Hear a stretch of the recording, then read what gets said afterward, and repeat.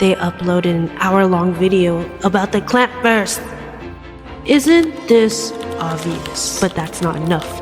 I must go further. Tell me you're new to anime without telling me you're new to anime. I'll leave one more comment. Everyone knew this in the 2000s. Now I'm going to take a potato chip and eat it. So a little over a month ago, I posted my very first YouTube video, an hour-long deep dive into the Clamp multiverse. And then I watched what happened in the comments. And yes, we need to talk about it. The good, the corrections, and the wasn't this obvious? But first, I really want to thank all of you, genuinely from the bottom of my heart. The response to that video, to my first video, changed how this channel is going to be, which I'll get to the end because I have a little bit of an announcement. The comments have been overwhelmingly kind, incredibly knowledgeable, and occasionally devastating, but in the best way possible. Like this one. Ex-broken Clover inspired me and still has a piece of my soul. Card capture Sakura fueled me. I feel like that's the whole Clamp experience. And this one also made my day. Hi, how are ya? Yes, it's c'est moi, the person that probably showed up on your Instagram or TikTok feed talking about anime. So today I'm responding to your comments and owning some corrections because a beautiful, lovely viewer sent me an amazing email that really changed my life in a sense, but also gave me a whole new perspective and a whole new process of how to go about a deep dive just like Clampverse. Thank you for that. Also, I'm answering the question a few of you asked in slightly different ways, which is, didn't everyone know this? Let's start there. But first, let me get to today's sponsor. And today's sponsor is you. If you want to support my channel, Ubabe Manga, I'm on Coffee. Link is in the description, where you can tip me in ube lattes. And yes, I actually do go out and find the best ube dessert or latte out there. And I have to tell you something. There is something exciting coming to the coffee very soon,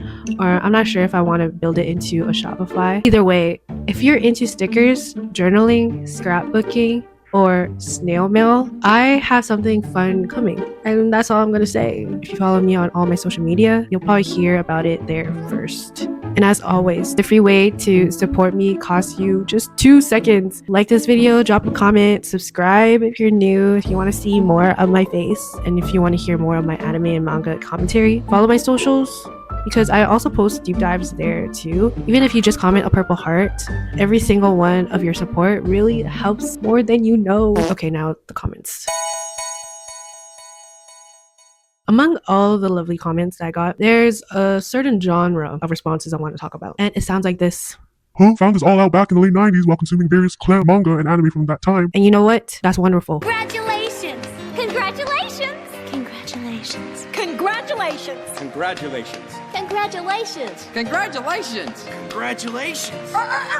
Congratulations. If you were reading Clamp in the late 90s, discovering the connections in real time as they were being published, you got to live something special. Truly, you watched the multiverse get built, and that's really the dream experience. But riddle me this. Consider who didn't get that opportunity.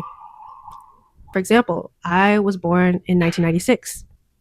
Could you believe that? Cardcaptor Sakura literally just started serialization that year I was born. When X999 went on hiatus, I was only 7. Do you think my little brain can comprehend X1999, let alone Tsubasa? By the time I was old enough to actually love these series or get into it, seek them out, read them properly, actually understand what's going on, the communal conversations that was happening in real time, they had already happened. And those people who are on those internet forums back in the day, they were just starting into their corporate career and had already moved on. They're living their own adult life. Unfortunately, I didn't have that opportunity, especially I had friends, but I didn't have anime and manga obsessed friends where I can dissect every chapter that dropped. I didn't have a forum thread to really keep up with me. I just had me, a library card, and a lot of confusion. And I know my experience isn't an isolated one because that shared experience is also in my own comment section. This person watched Cardcaptor Sakura before kindergarten. It shaped them, and then they spent years trying to find it again while everyone around them kept saying, yeah, you mean Sailor Moon? As if Sailor Moon is the only magical girl themed anime out there. Then years later, they picked it up they picked up Holic and got shocked and confused because suddenly there were characters with the same names and the same faces, but everything felt a little different. And nobody had ever told them that these series would be connected in a way. Not everything is really black and white, especially when you pick up one series like Cardcaptor Sakura, then you find Holic, and then you come across Tokyo Babylon, then Tsubasa, then Wish, then all these other series that you just somehow picked up and didn't realize that they were all connected. Of course, that's not a person who missed the obvious. That's a person who loved a series in isolation for years without access to some sort of map. Obviously, at this point, these internet forums that everyone was discussing on, dissecting, they were hard to come by because it's already been years since it was touched. Having that, wait, these are the same people moment of discovery happening to them in private, not in a lunch table with their friends. There's also this. Someone who watched Sakura on TV at the same age as Sakura, uncensored, and grew up alongside these characters, that's a full experience, Meanwhile, an entire generation in North America got the Nirvana dub. They had episodes reordered, cut, censored, and didn't even know what they were really missing until they decided to pick up the manga, read it, rewatch the original anime. So here's the thing. In one comment section, mine, there are people who knew all of this already in the 90s, 2000s, people who discovered Alone as kids, people who searched for it for years, people who watched a censored version and never knew, and people learning it for the first time from my video. Same body of work, 5 completely different levels of access. And that's why, wasn't this obvious? Doesn't really work as a question. Obvious to whom? When? In what country? With what friends? Watching which version?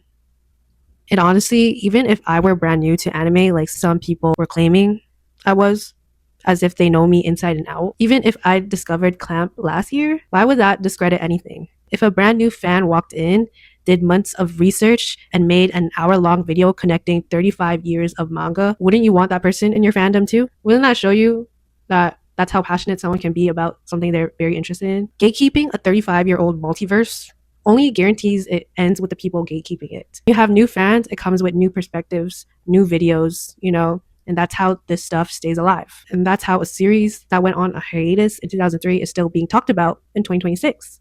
A lot of the "this is obvious" comments came in without really engaging with anything actually in the video. They literally go into depth about the clusters, the interviews, the connections, but nothing of value other than "this is obvious," which suggests that the title that I used for my video did its job on some people who never pressed play. Clickbait is fine. That's literally what titles are for. The question is, what do you do after you click? So, to my obvious crowd, with love, you clearly know your stuff. You can get in the comments and share what you know, something of value, teach us something. That's so much more fun and engaging than, I already knew this, be a new gen anime watcher. Okay, speaking of people who taught me something, some of you actually gave really great feedback, especially on the editing. And I want you to know, me, my ears, and my Abraham Lincoln sideburns heard it.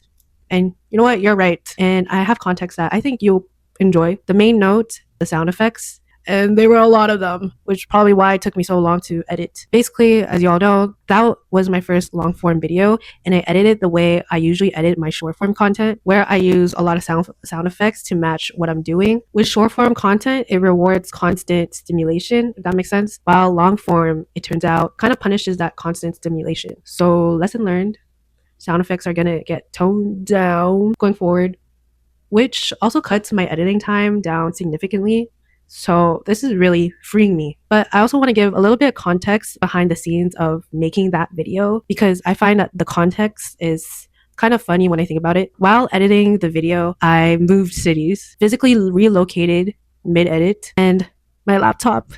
I've been using my 2015 MacBook Pro since 2015, which had been with me through everything, through every career pivot I've done, through going back to school at 24, through just everything. So mid-edit, I noticed that my poor MacBook Pro wasn't functioning as well. It was way too slow, like literally. So I decided I really needed to switch. I really needed to switch to a brand new MacBook. Shout out to Facebook Marketplace. But this meant transferring an entire hour-long project between 2 computers. Shout out to iCloud. But the fact that I had to get a new laptop, move to a new city, and also trying to work on this hour-long project that I dedicated few months of. Honestly, the video is a documentary of its own production. Throughout editing this whole project, I'm always second guessing myself. For example, I cut a lot of things, like a lot. It would have been even longer. And I think I was just too concerned with the time limit of aiming it to be 45 minutes. But some of what I cut turned out to be details, important details, I guess, that would have made certain connections much more clear. I didn't realize how much I'd removed until people started asking questions the full version would have answered. And speaking of things I missed, after the video went up, we chatted briefly in the comments. He had sent me an amazing, informative, educational, life-changing email. This viewer went through another hour of me yapping about the clamp verse and gave me such a lengthy time-stamped edit notes. And I love reading edit notes because I don't know about you, but someone that's worked in design, I'm always looking for some sort of feedback to make sure that, things are concise and cohesive and everything makes sense in a way. It was such a thorough set of lore notes and corrections for the entire video, and I'm honestly thankful for this because, being a one-person theme is really hard and you don't have someone that's keeping you accountable, checking up on your mistakes, making sure your grip aligns with each other. Something as difficult as going through a whole hour deep dive of clap verse, it does get confusing. And the way I edit too is by segments. And once I'm done one segment, I'm not going to look back because I'm just going to connect it all. This was really out of love for clamp. And I think that this is what fandom looks like at its best. Like the exact same knowledge that could fuel and already knew this comment instead became an act of generosity. So I think I need to update my charts and maps because I did remove a lot of things that was essentially important to the Clampverse deep dive. That's all coming in a dedicated part 2. Someone asked for a deep dive into Essence and Tsubasa, who Fai and Kurigani's alternate versions really are, and a theory about Fei Wang and Chloe being future versions of the Cardcaptor Sakura reincarnations. That is exactly where part 2 will be headed. If you think that there are other important things that I missed out or maybe some corrections, you can happily comment or even email me. Okay, some announcements, because a lot of you said some version of this. I heard you loud and clear. So did my Abraham Lincoln sideburns. So here's the plan, maybe officially. I'm dedicating every Thursday a new anime manga commentary video, shorter, conversational, weekly, and once a month, a full deep dive or long research similar to the Clampverse format, but better. And I feel like that's where my channel is heading. Thursdays are for nerding out. And once a month, we really dive deeper. The clamp corrections part 2 is somewhat in the works as of right now, but I'm aiming for before the end of the year because the first video was quite a lot. If you're new here from the Clampverse video, make sure you subscribe because Thursday videos is coming.